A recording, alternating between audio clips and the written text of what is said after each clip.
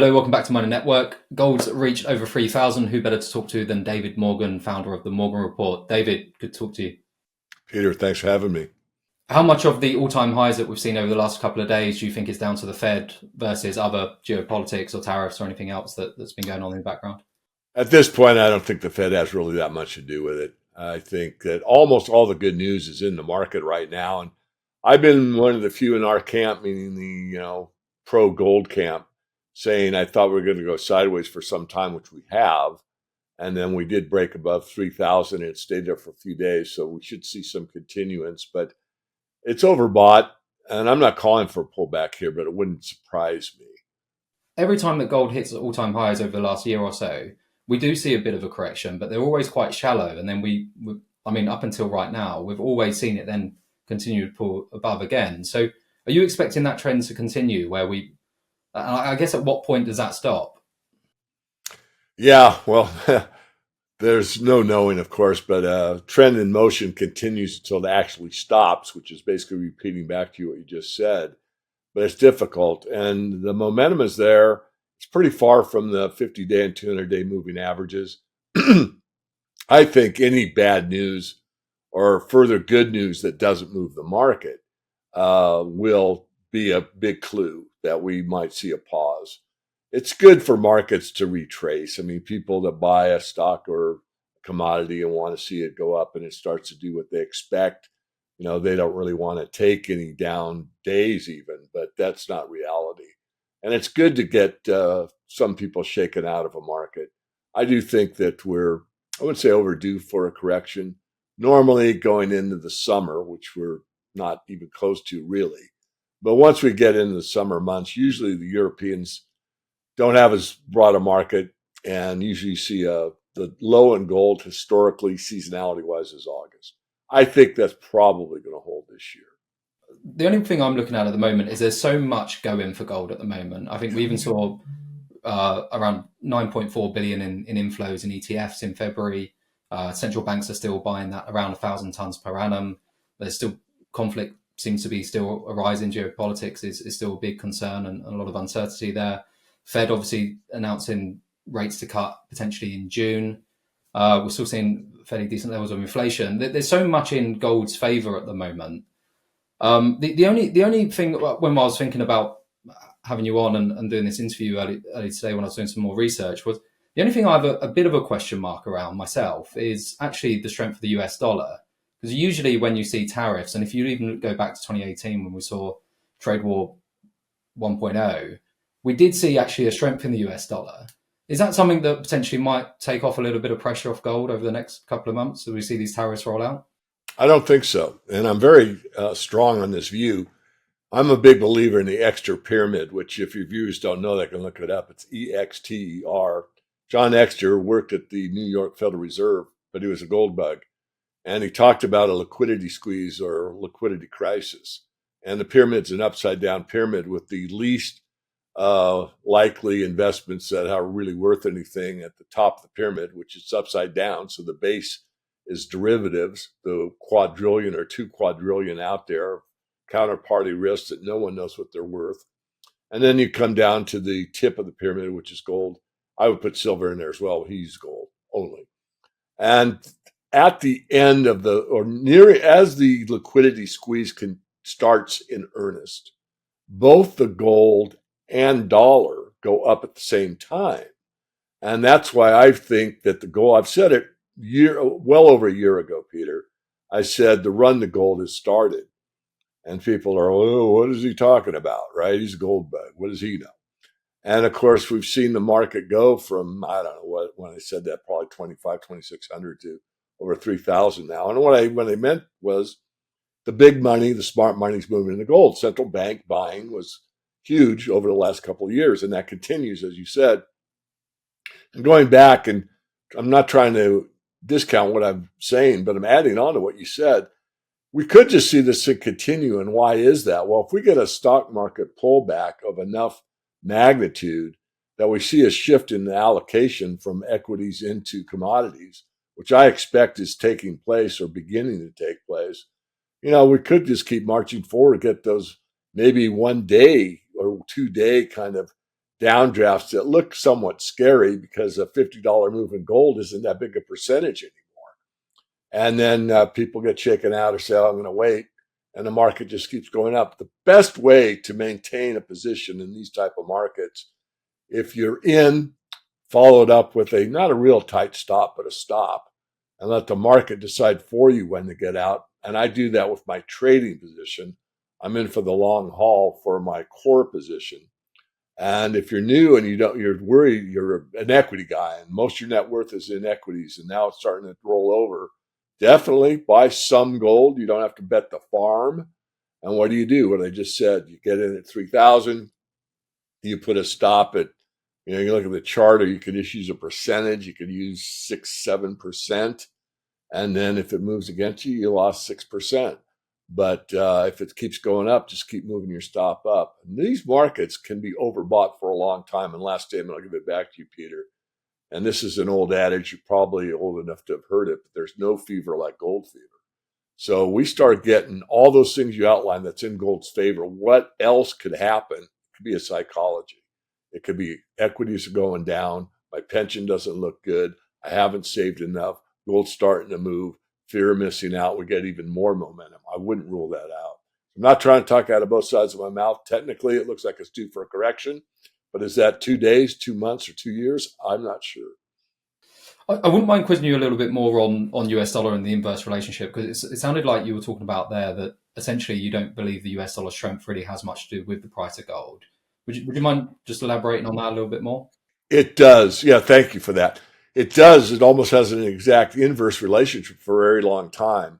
But when we get to what I call the end game, or people refer to as the end game, this is where, again, we go from that upside down pyramid where people are seeking security. They're no longer interested in how much of a gain can I make in the stock market. They're interested in, I don't want to lose anything. I don't want to lose any more than I've already lost. And when you get that change, that's when people seek the safety. And there's two of the safest things known to the financial markets and the man on the street. That is, that piece of paper has value. I'm not in an investment that could go up and down. I'm not in stocks. I'm not in bonds. I'm not in private equity. I'm not in anything. I'm in the bank. And I'm in the bank in dollars, being number one because it's the reserve currency. So if you're in a third world country or a less advanced economy like Turkey or Argentina or Venezuela or Southeast Asia, you want greenbacks, and that's what they'll buy. That's what they trust. A subset of that, the ultimate money, is gold. So you'll see money flow into the US dollar and gold at the same time for one reason and one reason only, and that's for safety. Yeah. Okay. Yeah. It does feel like we're sort of there at the moment, doesn't it? What are you in terms of the stock back? Obviously, this could be an event and we have seen a little bit of stock pull back at the moment as well, which sort of correlates to where we've seen gold over the last couple of days. What do you think's behind that? Is that just purely the risk of tariffs, the risk of less investment coming into the US? I guess how much further can that go over the next couple of months or weeks even? Yeah, I think it's a rising wedge. It's technically looks bad. A lot of the smart money always refer to Warren Buffett. I mean, Buffett's got a lot of cash on the side. A lot of your billionaire class are not out of the market, but lightened up considerably, noticeably. They've had to file with the SEC so that everyone becomes aware of it. And because of those facts, and the market's long in the tooth, and we've been in a distribution pattern. And I showed for my private work the true price of the stock market, and that's done versus gold, not versus the dollar. And that's one of the books back here called The Invisible Crash. So if you measure the stock market, the S&P 500 specifically in terms of gold, it peaked in the year 2000. And what we have is a huge, massive head and shoulders formation. And right now, the right shoulder, which is where we are in time and space right now, it's a right shoulder that's peaking out and rolling over. And I really believe that's the most accurate way to look at the future, technically. And it shows we're rolling over in the stock market. In terms of gold, we might be going higher in terms of a number, but gold's outperforming as it did last year. And these gold miners, these top tier gold miners, are really got huge margins. They're the value stocks right now. And I just think, as I said earlier, the run to gold has begun. and that the run will continue. As I said on another interview, the run to gold is a very light walk, and then it's a brisk walk, and then it's a light jog, then it's a full jog, then it's a slight run, then it's a run, and then it's a sprint. And that analogy is how it goes. And we're just getting into, I think, the brisk walk right now. Once we start into the jog, that's when I think the public starts to wake up and says, you know what? I've got X amount in my 401k. I don't know what the equivalent in Britain is, but my retirement fund has this, and I'm all equities. And equities have gone down this amount. Gold's up 30% last year. Damn it, I'm going to get some of my retirement in the gold market. And it just takes that new momentum to start pushing it higher. So I'm still bullish. I really think gold's going to be much higher a year from now. But again, I don't like to get people too excited because it's like any market, it does move up and down. Yeah, no, agreed. It's something I was reading. The World Gold Council released a chart, I think on the 17th of March, showing the relative performance of the S&P 500 and the price of gold since the year 2005, so 20 years. Gold's actually outperformed. So gold was at around 9.7%. If you did it annually, S&P was at about 8 to 8.2. What does that say to you in terms of where we are? You were talking about this slow jog or sort of brisk walk. I mean, the fact usually you listen to Warren Buffett and they say, well, put it in the market and it will outperform everything. It's quite surprising that gold's actually performing as well as it is, or is it not that surprising to you? The guy on screen, that's me, Ken Conkin. I'm the president and CEO of Tudor Gold Corp. I co-discovered the Brucejack mine in Canada's Golden Triangle with my colleagues Joe Ofsnick and Ken McNaughton. And in 2021, Brucejack was purchased by Newcrest for $2.8 billion. We have reassembled the team, and we have made another significant discovery just 15 kilometers north of the Brucejack mine. The Goldstorm deposit today hosts approximately 28 million gold equivalent ounces, including close to 3 billion pounds of copper, making it one of the largest copper gold discoveries in the past 30 years. Initially, Goldstorm appeared to be a large-scale bulk tonnage target. However, recently we had a major breakthrough when we discovered a new complex carrying high-grade gold, hitting in excess of 20 grams per ton gold with intercepts of over 25 meters. Visible gold observed throughout the core suggests the possibility for excellent gold recoveries. Our next steps, it's all about high grade, and more high grade. We plan to expand and explore the potential of this new spectacular high-grade gold system, which initially was one structure and is now four. The history of the Brucejack story seems to be repeating itself. We believe we are on the pathway to demonstrating another multi-billion-dollar project in the Triangle. We would be honored to have you follow the journey as we intensify our exploration efforts in 2025. No, it is surprising. And that, I think, gives us another clue that maybe the next financial crisis, however you put that in the terminology, because I don't want to scare people, I don't play the fear card. But the reality is we can't live in this debt-based economy much longer. We just can't solve the puzzle. It's a math problem, not a political problem. And because of those facts, I think gold is much stronger than it would be under better conditions economically. And so it's kind of hinting to us that, in my opinion, the worst is yet to come or the best is yet to come, depending if you're, betting a lot on the gold market or not. But even in a very high priced or high value gold, let's call it value. So gold's buying a lot more, men's suits or more oil or more wheat or whatever. So its value is higher.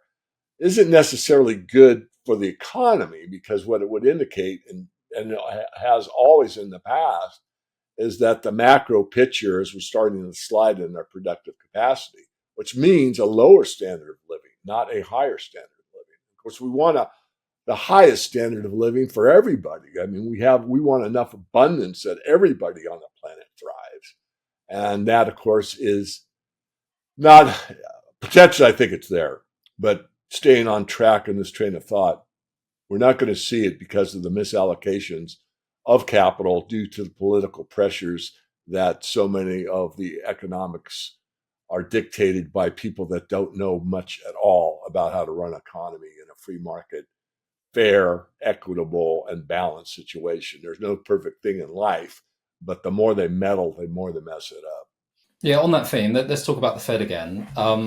What if inflation? So obviously, inflation's around 2.8% at the moment in the US. Not sure what the real numbers are. We're talking about a lot of people who are talking about tariffs are talking about inflation pressure from the tariffs upcoming. Yet the Fed are talking about slashing or reducing interest rates in June potentially. Is this? Do you think that they're more concerned about growth rather than inflation moving forward? I do.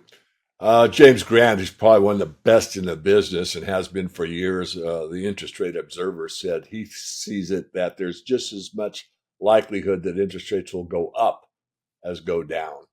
And that could take place due to market forces. I mean, everyone thinks the Fed's all powerful, and they are very powerful, but they set the discount window. The market actually dictates the true interest rate. And it's gone along with the political pressure for a long time, and that was the way to bet. I'm not in that camp anymore. I think due to the dollar being strong at the same time that gold is strong, as we already discussed, and the fact that interest rates could go up even though everyone expects them to be going down or should be put down, I think we're in that new allocation model that I keep stressing, and that is that the day of making your mark in the equity markets may be ending. And now where do you go? There's not a lot of places to go. Real estate in the United States isn't doing that well. The commercial real estate's a mess. No one ever talks about it. It's a mess. And the residential isn't all that great with the exception of a few major cities. And people in the working class can't afford to buy a home, period. And so there's a lot of deflationary pressures going on at the same time. We just keep printing anyway. So we are in stagflation. We've got higher prices with a lowering productive capacity or lower productive output, I should say. The capacity is probably there, but we're not utilizing it. People don't have money to spend. They're buying groceries and paying rent. Their insurance bills are higher, school costs are more, and all of that. And I'm sure you know the same thing in Great Britain because I have so many friends there. Yeah, no, you're echoing exactly what's going on over here, and I think echoing what's going on in most of the world, actually.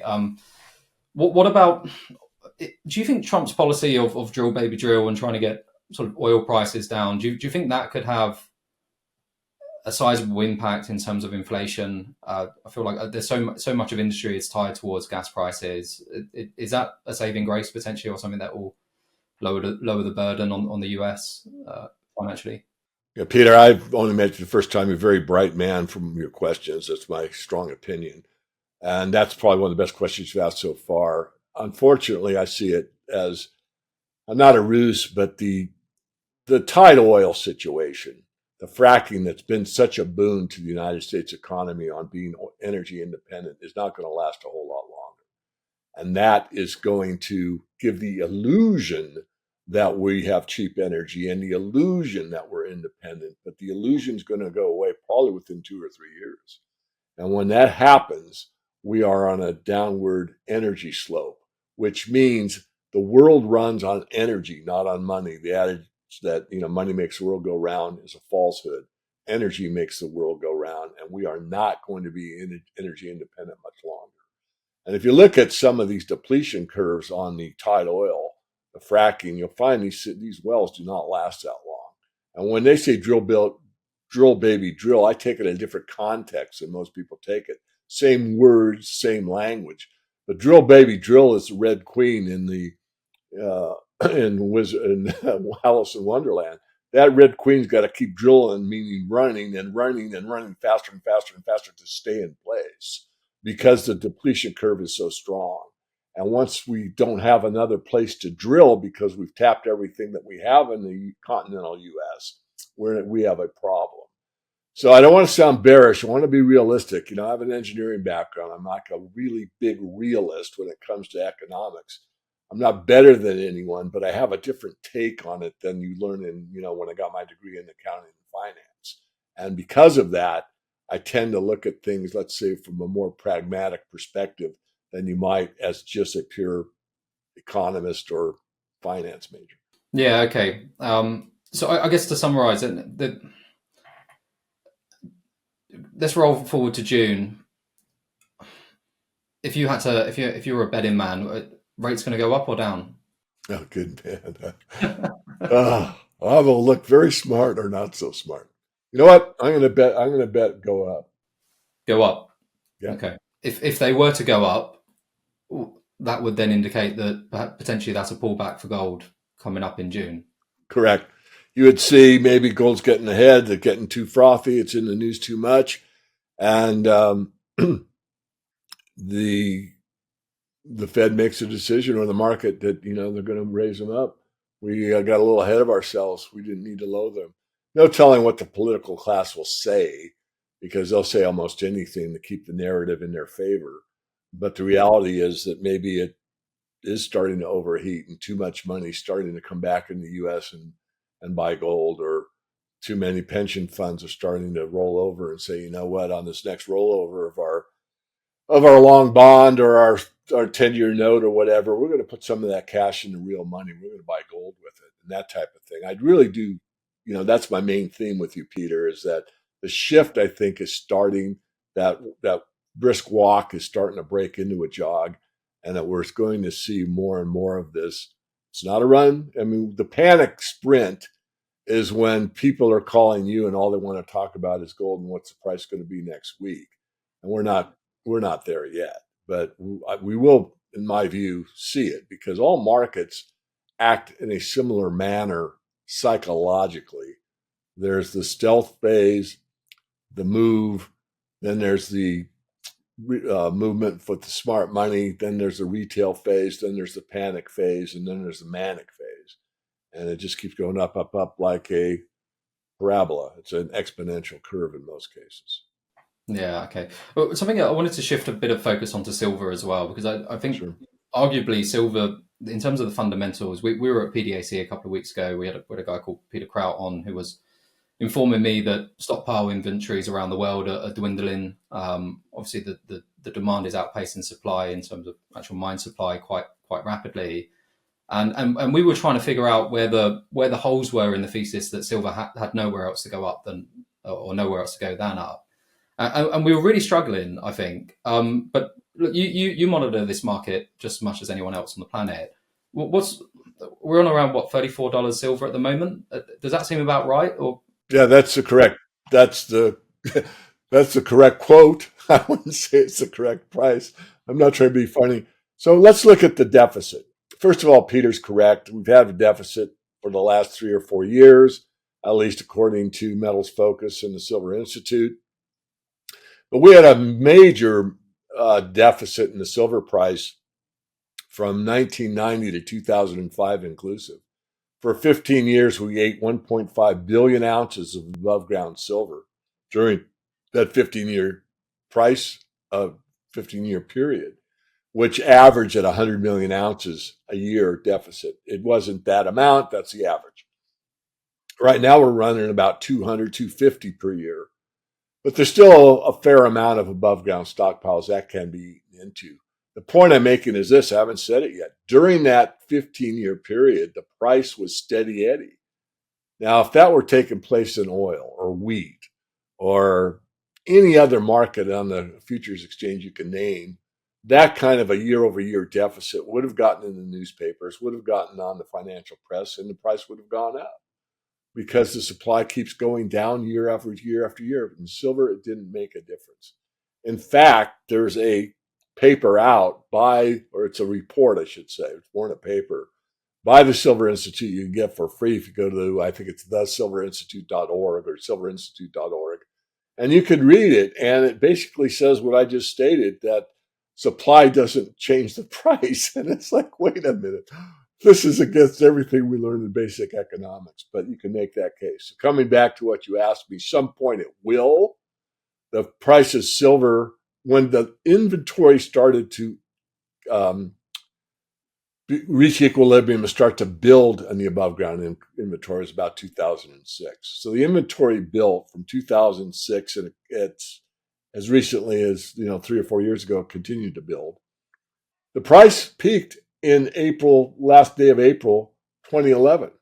So you had 2005, 6, 7, 8, 9, 10. So you had like 5 or 6 years of inventory build, supplies increasing, and yet the price going up and up and up and up.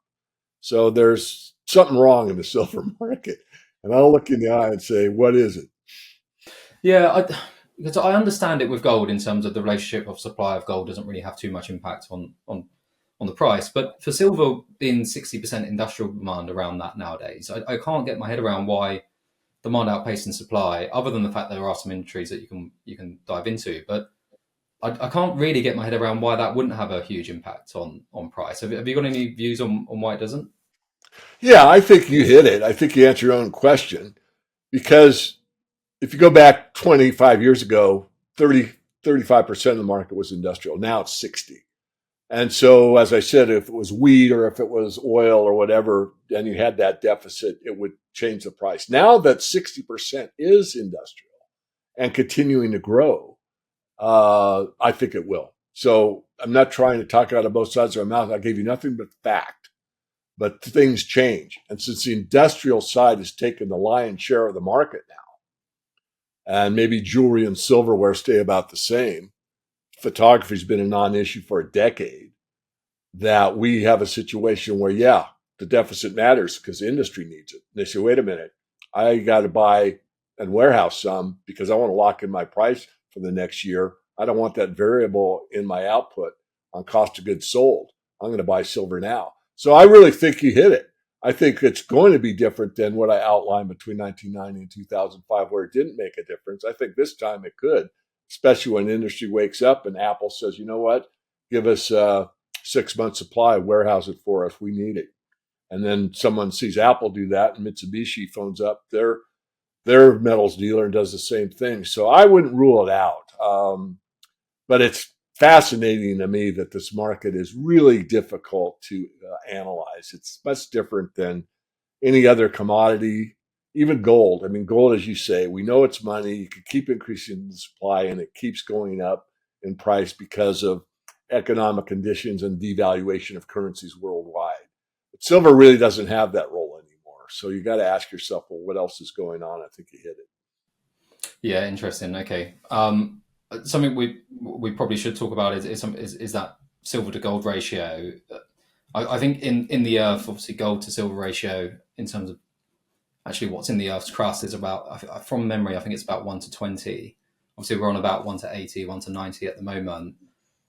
With that 60% industrial demand now attached to silver, does the gold to silver ratio hold any weight or relevance anymore, do you think?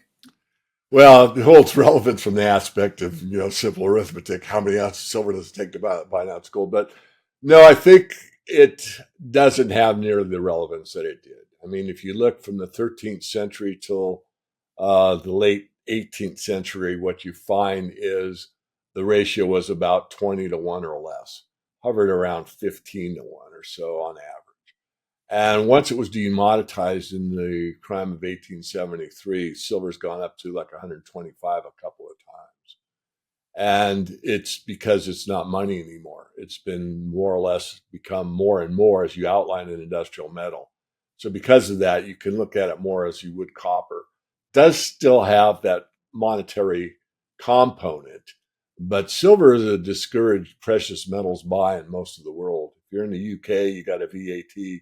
You don't have to pay as much on as gold. It's the same in Germany. It's the same in Japan. So a lot of places where you might, serve the public by buying silver because it's more affordable, there's a premium on silver that's greater than gold, and then there's a VAT on top of it. So if you're going to hedge your bets with a precious metal, most places you're going to buy gold. It's only in North America where you don't have these value-added taxes. There's other places, but very few, that you don't have a VAT on top of a high premium. Yeah, something I was reading on Bloomberg earlier was that essentially people aren't sure whether or not silver is going to be included in potential tariffs. Obviously, with Canada and Mexico being such large silver producers, we're starting to see some stocks being moved out of London because of it. Do you think that's mostly to do with silver increasing in price, like we were saying, up to about the $34 mark at the moment, or is this just keeping in step with gold, or is it more the demand supply fundamentals? What's going on at the moment with silver, do you think? I think it's trying to find its way. I'm not trying to back out of answering the question. Truth is, I'm not sure. I think it's a combination of all those. I think it started with the tariffs, but then I think it's bled over into what we've discussed on your show, Peter, all these other factors that influence the price and the fact that it is needed more than ever in a high technological society. And then you put investment demand on top of it because we're seeing a rollover perhaps in the stock market and the real estate market, even perhaps the bond market. We're getting push up in interest rates and everyone's betting the other side. So it will get, I believe it will get to a lower gold silver ratio. I mean, sitting above 80 now, it's rather ridiculous to my thinking, but I'm a silver bug. However, in the more likely occurrence that gold gets outpriced out of Main Street and only for Wall Streeters or their equivalent, then people will probably start moving in the silver market, which is what happened in the late 70s when gold started going above 500-600. And it didn't last very long, but people said, oh my goodness, fear of missing out. We didn't use the FOMO in those days, but that's what it was. So the momentum shifted into silver because it was more affordable. I think we could see that again. Yeah, okay, that's interesting.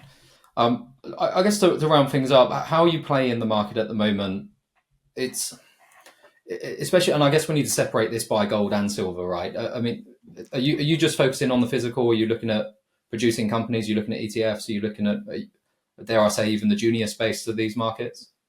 I am looking at the equity side almost entirely.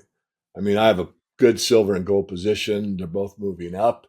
I don't want to average up in the metals themselves, but the equity side is so juicy, so undervalued, so mouth-watering across the board, particularly in the majors and the mid-tiers, but even the juniors are starting to look good here, some of them, if you know what you're looking for. And that's where you get real value. So as long as you have a core position that you could go to in the event of unlikely occurrence with a weather event or even a bank closure or some of these extreme things that are highly unlikely, but nonetheless, I think you should prepare for the metals portfolio with real metal first. I've been very consistent on that. But if that's already satisfied, I definitely look at the equity side because it is just so tempting to get that kind of value. If you want to catch people that bought silver at $5 the ounce, you should go into the equity side. That's where you can do it. David, is there anything else that you think we should chat about before we wrap up? Well, I would like to get your take. Let me ask you, what's the overall view from the UK and the European Union at large, as far as I have a pretty good feel from my friends as far as what the average guy on the street is feeling and how disgusted they are. But what's the outlook for the future? Like you're probably older than a millennial. I have two daughters that are millennials, and they don't really have that bright an outlook. They're not discouraged or gloom and doom, but the chances of them doing, let's say, as well as their parents just doesn't look like it's very likely. What's the thoughts over there? Yeah, so I've just recently turned 30, so I'm still in that millennial bracket, born in 95. So look, I think in terms of doing as well as your parents, I think it is tough in terms of property. The big one over here is property ladder, is the ratio between earnings and house prices compared to the 1980s or 1990s compared to where they are now is just ridiculous. It's just completely different. And I think that's a massive burden on people my age. In terms of where we are politically and I guess even culturally, like one of the stats, for example, like the UK had the highest number of millionaires, second only to China. We had leave the country. So we had over 10,000 millionaires in the UK leave the country last year. And everyone I talk to, lots of other entrepreneurs, they are looking at ways they can get out of the UK. And I think for me, it's an extremely worrying period. And there's nothing that will change, unfortunately, in the UK over the next 5 years because we've just had an election. And then if you then also look at the civil unrest just bubbling underneath the surface, you look at Le Pen's group in France, you look at the AfD in Germany, you look at all over Europe, there's just real tension now bubbling everywhere under the surface. And I think there's so much uncertainty here that potentially because there's so much else going on in the world that people don't pay attention to as much. But I think Europe's becoming a riskier place to be, personally. Does that sort of fit what you've been hearing? Yes, it does. Yeah, so unfortunately, so in terms of what that means for markets, I'm not too sure, because I'm not the UK. I don't know how relevant we are anymore in terms of effect. Interest rates in America affect gold prices. Interest rates in the UK, I don't think people pay too much attention to. Yeah, well, as you know, I mean, the dollar is certainly still king, although it's lost the status it had, a decade ago. I mean, I think all settlement was like 70% US dollars a decade or more ago, and now it's like 60%, if you can believe these figures, which I tend to believe. And, with the BRICS, settling in their currency, I don't have a BRICS currency, but, all the BRICS members settle with each other's currency, which definitely detracts from the dollar's usage. I mean, we're ready for a new system. And I do believe that the bankers are very much in that same thought process. It's just, how does it get entered into the system, and how do they persuade the great majority to adapt to the new system? And really, the answer is China. I mean, China's had the CBDC and the, was it, Tencent and WeChat on their phones. I mean, with 1.4 billion people on the planet, 1 out of 5 people on the planet is Chinese.